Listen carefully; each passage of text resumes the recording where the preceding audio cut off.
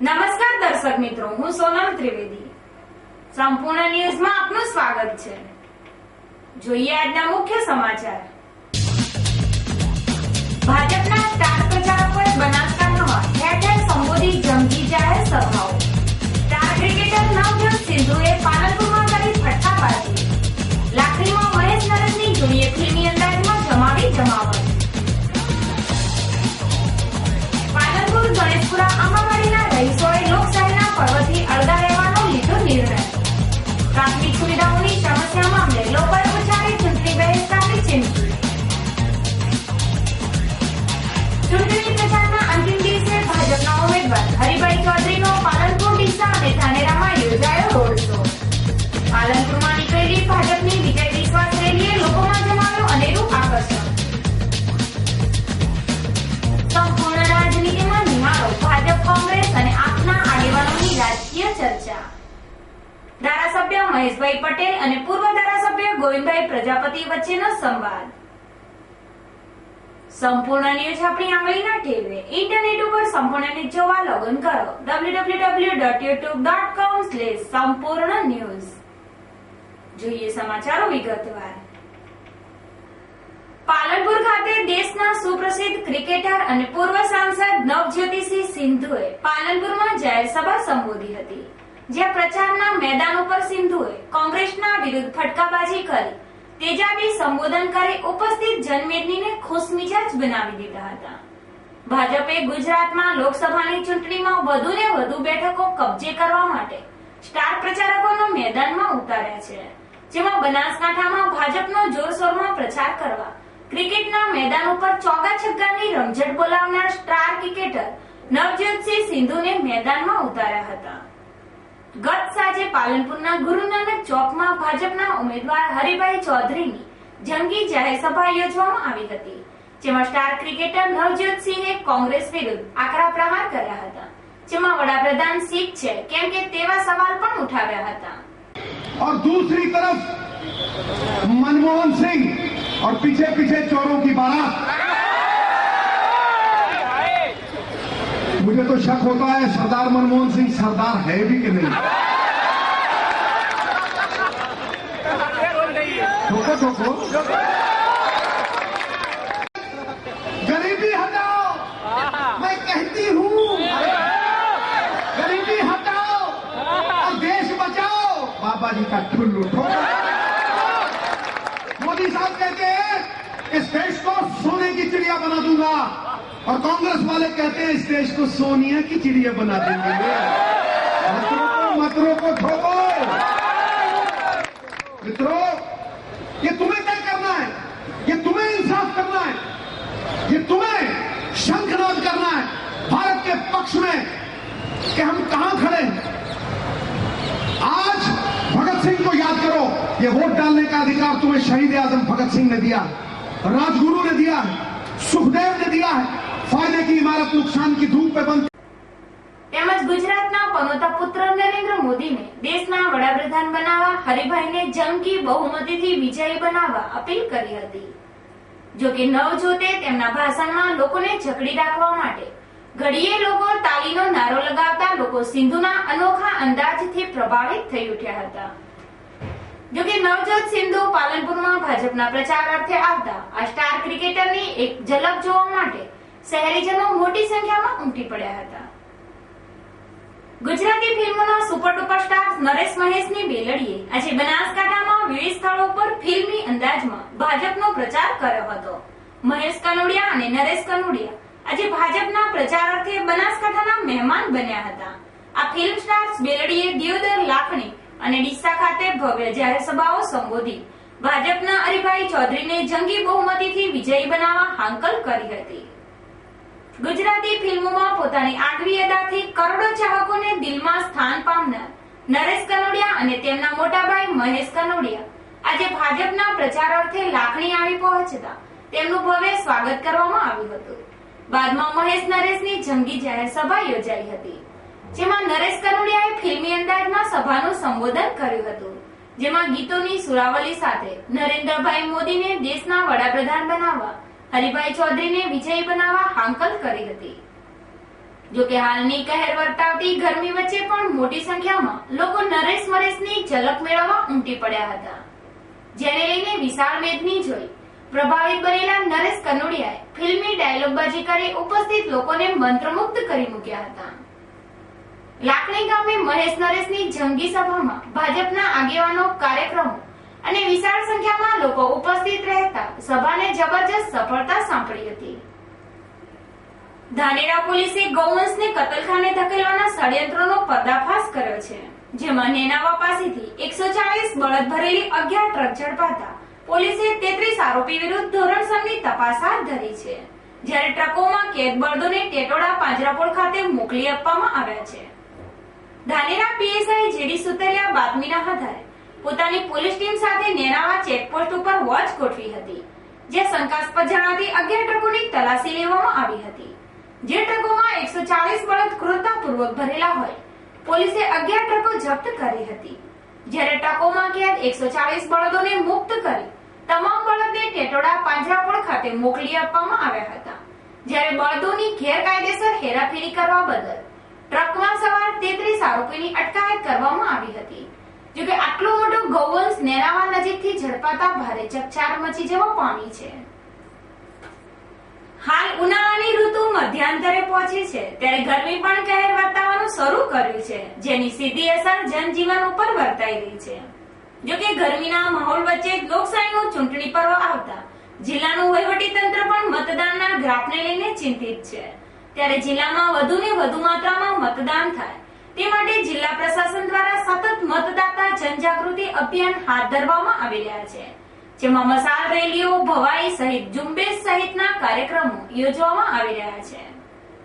જોકે ગરમીના માહોલમાં સવારના સમયે વધુમાં વધુ પ્રમાણમાં મતદાન થાય તે દિશામાં વહીવટીતંત્રે સઘન પ્રયત્નો હાથ ધર્યા છે, જેમાં આજે સવારે પાલનપુર કલેક્ટર કચેરી ખાતે જિલ્લા કલેક્ટરના અધ્યક્ષસ્થાને મેગા મતદાર જાગૃતિ અભિયાન હાથ ધરાયું હતું, જેમાં વિદ્યાર્થીઓ દ્વારા તૈયાર કરવામાં આવેલા ચિત્રોનું પ્રદર્શન યોજવામાં આવ્યું હતું, જેમાં ઉંગલી મત કર, ઉંગલી સે મતદાન કર જેવા જનજાગૃતિના સંદેશાઓના લખાણવાળા ચિત્રોનું વિશાળ પ્રદર્શન યોજવામાં આવ્યું હતું.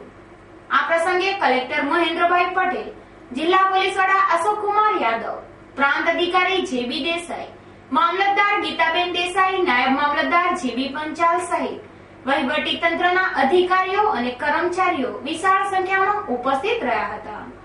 બાદમાં કલેક્ટર કચેરીથી શહેરના જનજાગૃતિ રેલી યોજવામાં આવી હતી, જે રેલીએ શહેરમાં મતદાન અંગે જાગૃતિનો સંદેશો પ્રસરાવ્યો હતો.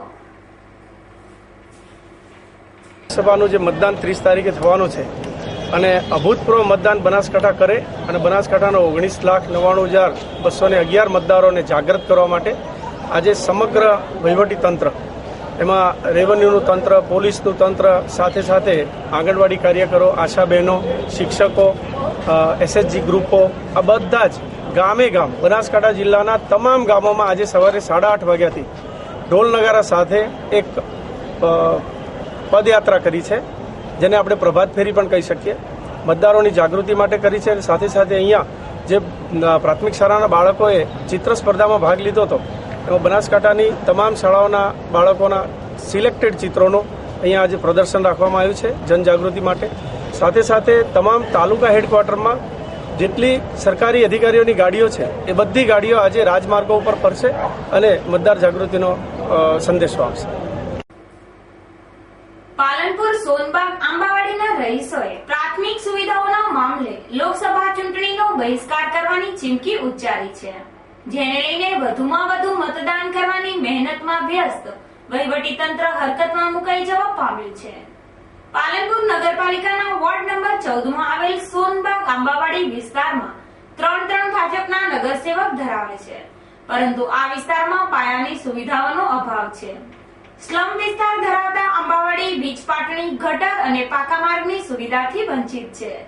જોકે પ્રાથમિક સુવિધાઓના મામલે આ વિસ્તારના રહીશોએ અનેકવાર સ્થાનિક રજૂઆતો કરી છે, પરંતુ આ વિસ્તારના સ્થાનિક નગરસેવક નરેશ પટેલ, ગિરીશ પરમાર તેમજ રંજનબેન પ્રજાપતિને જાણે લોકોની સમસ્યાનો ઉકેલ લાવવામાં કોઈ રસ જ ન હોય તેમ સમસ્યાઓનો પ્રશ્ન તો લટકી જ રહ્યો છે, જેને લઈને આખરે તંત્ર તેમજ રાજકીય આગેવાનોની ઊંઘ ઉડાડવા રહીશોએ ચૂંટણીનો બહિષ્કાર કરવાની ચીમકી ઉચ્ચારી છે.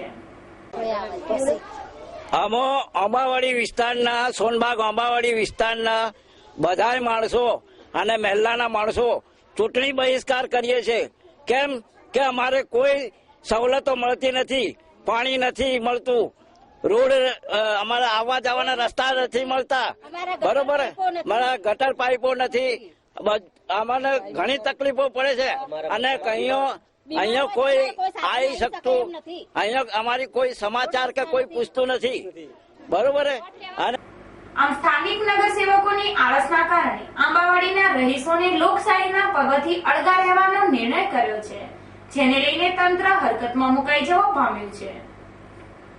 લોકસભા 2014ની ચૂંટણીમાં બનાસકાંઠા બેઠક જાળવી રાખવા માટે ભાજપે એડી ચોટીનું જોર લગાવ્યું છે. સાથે સાથે જિલ્લામાં ભાજપ તરફી માહોલ જળવાઈ રહે તે માટે સ્ટાર પ્રચારકોનો ઉપયોગ કરવામાં આવ્યો છે.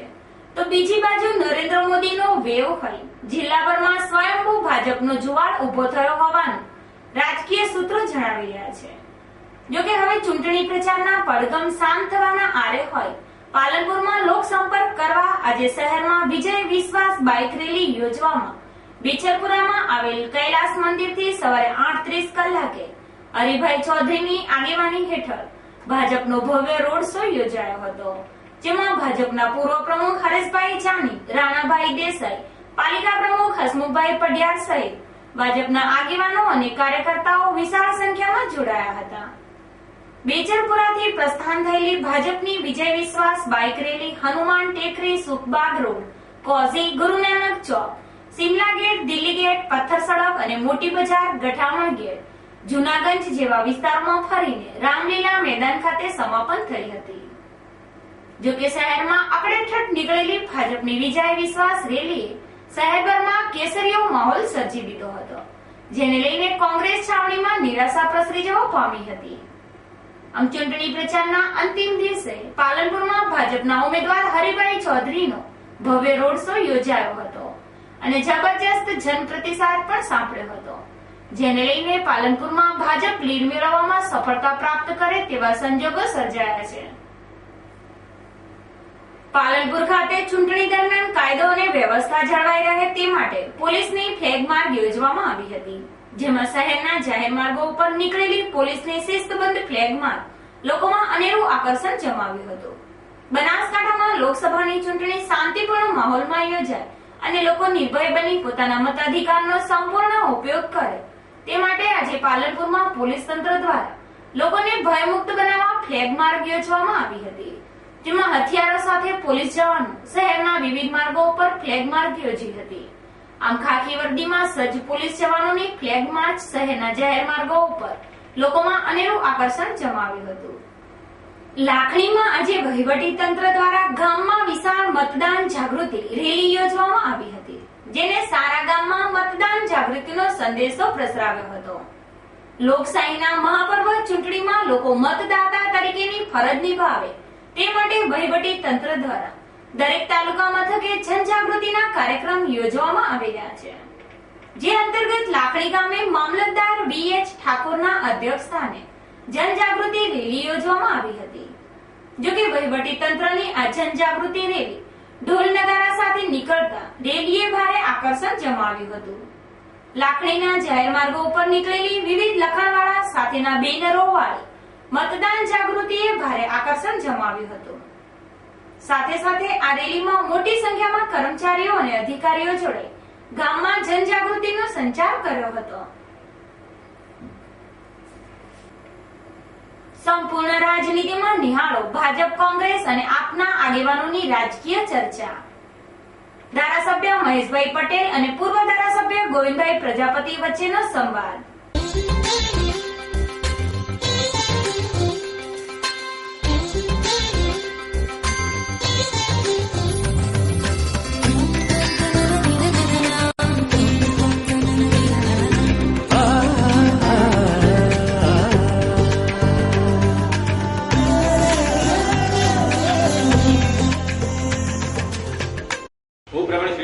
સંપૂર્ણના રાજનીતિ કાર્યક્રમમાં આપનું સ્વાગત છે. આજે આપણી સાથે સ્ટુડિયોમાં હાજર છે પાલનપુર ધારાસભ્ય મહેશભાઈ પટેલ. પાલનપુરના પૂર્વ ધારાસભ્ય ગોવિંદભાઈ પ્રજાપતિ. આજે આપણે બનાસકાંઠા લોકસભા ચૂંટણી માટે ચર્ચા કરવા જઈ રહ્યા છીએ. મારો પ્રશ્ન મહેશભાઈ સાથે રહેશે. બનાસકાંઠા બેઠક ઉપર આપ ચૂંટણી લડી રહ્યા છો, તો આપણું ચૂંટણી મંત્ર શું હશે?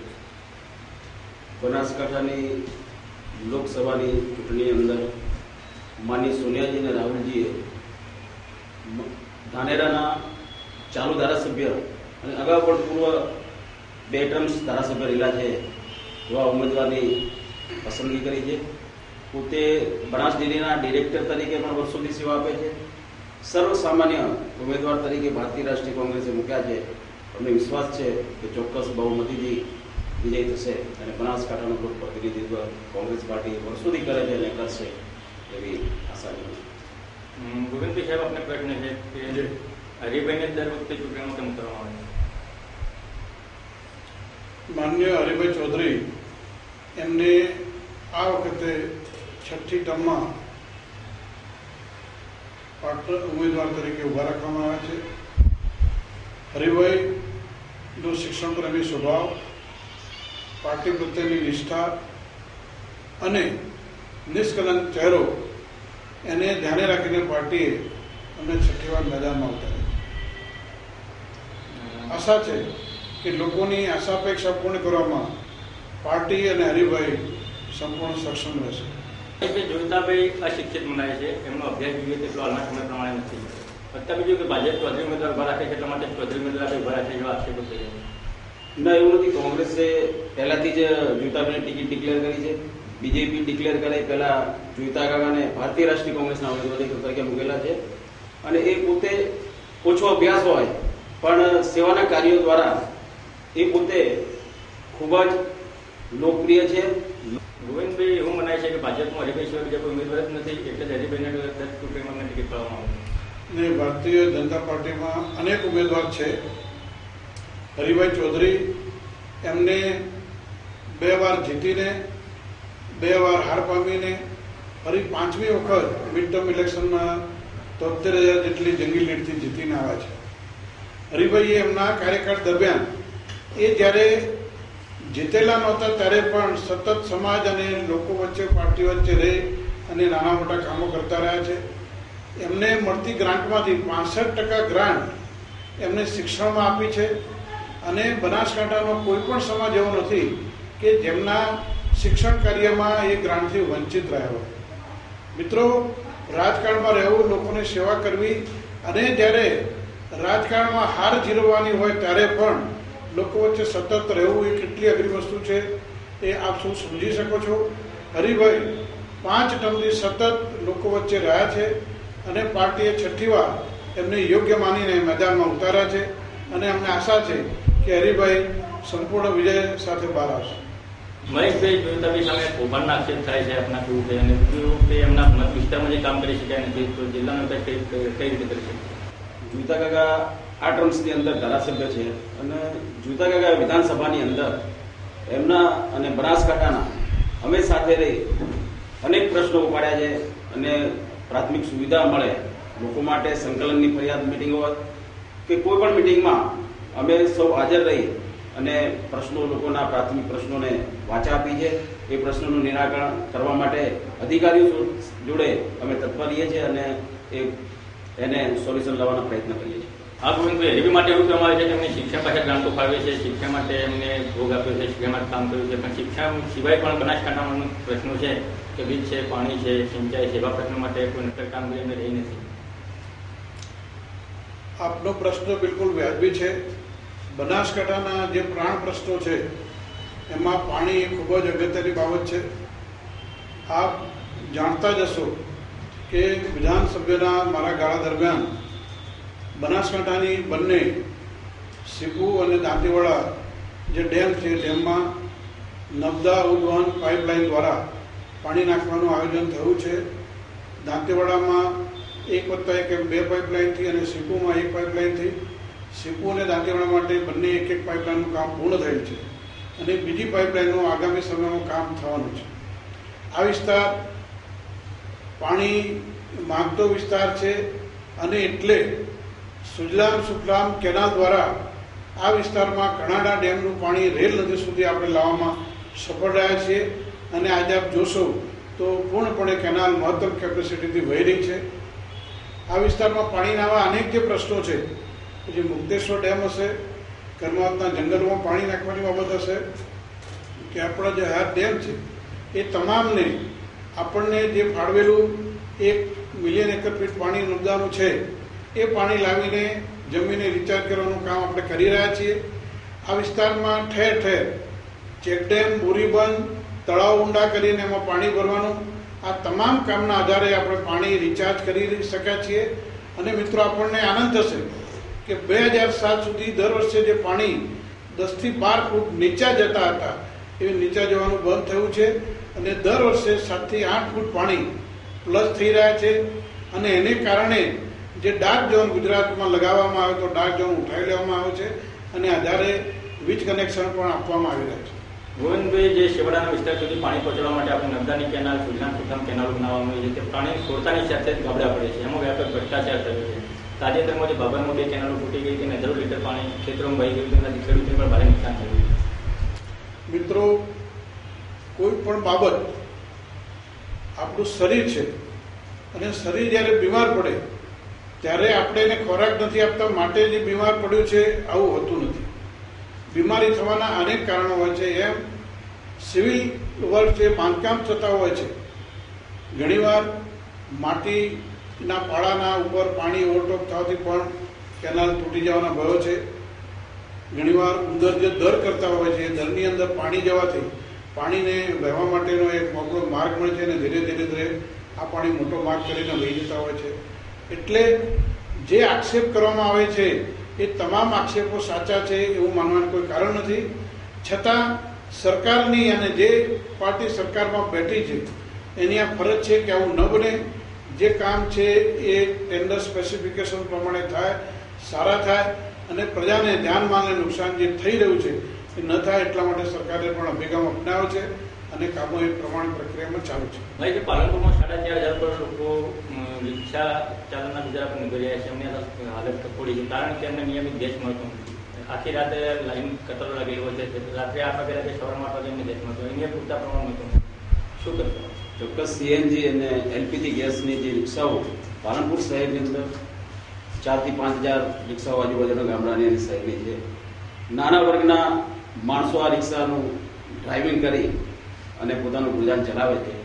અગાઉ પણ રિક્ષા એસોસિએશને મને વાત કરી હતી, ત્યારે બી મેં કલેક્ટરશ્રીને પુરવઠામાં ધ્યાન પર લીધું હતું અને એના બુસ્ટર જે લગાવે છે પેટ્રોલ પંપ પર એની કેપેસિટી ઓછી હતી.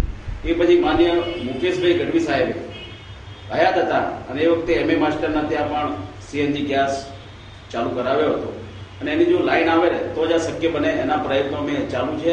ચોક્કસથી આ રિક્ષા ડ્રાઈવર ભાઈઓના જે રોજગાર અને પોતાનું જીવન ચલાવે છે એમાં અમે ચોક્કસથી મદદરૂપ થઈશું આવનારા સમયમાં. એમના એસોસિએશન જોડે મારે વાત થઈ છે, એમની વારંવાર મુલાકાત થાય છે. અત્યારે થોડો ઘણો પ્રશ્ન એમનો હલ થયો છે, પણ આવનારા સમયમાં એમનો પ્રશ્ન વધુમાં વધુ પેટ્રોલ પંપો બને સીએનજીના અને એ લોકોના પ્રશ્નો સોલ્વ કરવા માટે અમે તત્પર રહીશું. ગોવિંદભાઈ, રિક્ષા ચાલકો એટલા બધા હેરાન પરેશાન થઈ ગયા છે, ના છૂટે એમને લોકસભા ચૂંટણી બહિષ્કાર કરવાની ચૂંટણી ચાલી છે.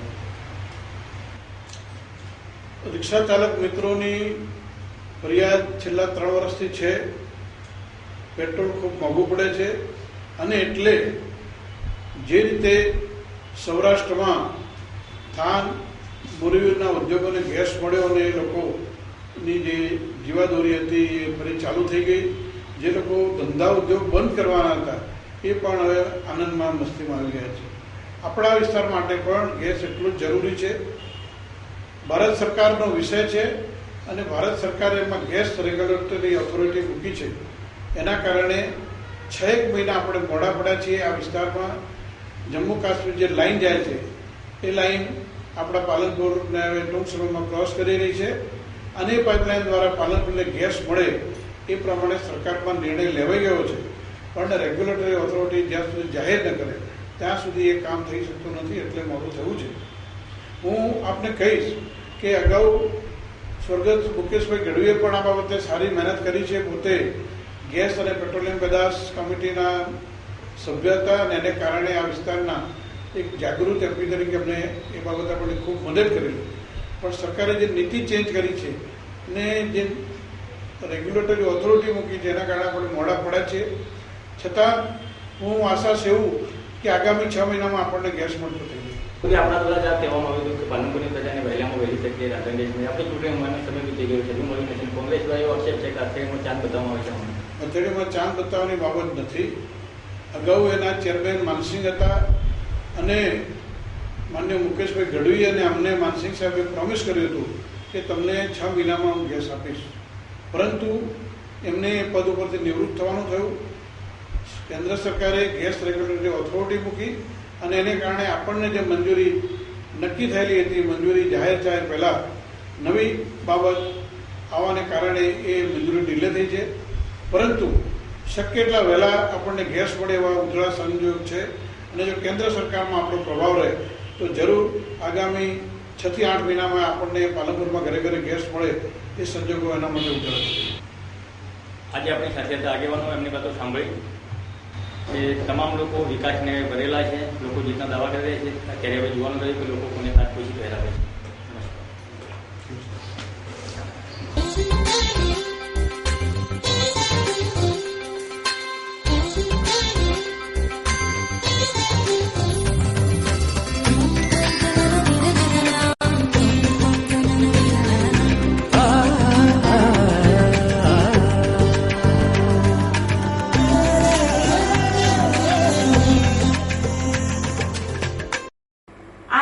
અત્યાર સુધીના સમાચાર. વધુ સમાચાર સાથે ફરી મળીશું. નમસ્કાર.